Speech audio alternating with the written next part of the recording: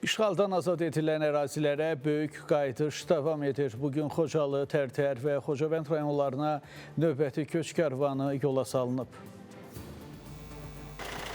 Köç edənlər bugünə kimi ölkənin müxtəlif yerlərində əsasən yataqxana, sanatoriya və inzibati binalarda müvəqqəti məskunlaşmış ailələrdir. Bugünkü qürur, bugünkü sevinç dillə ifadə olması şey deyil.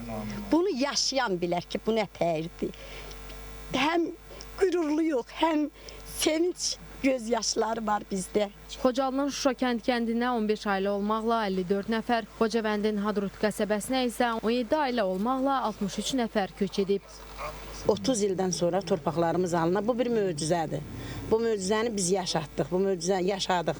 Bunu bizə yaşadan şəhidlərimizə rəhmət diləyirəm. Qazilərimizə can sağlığı diləyirəm.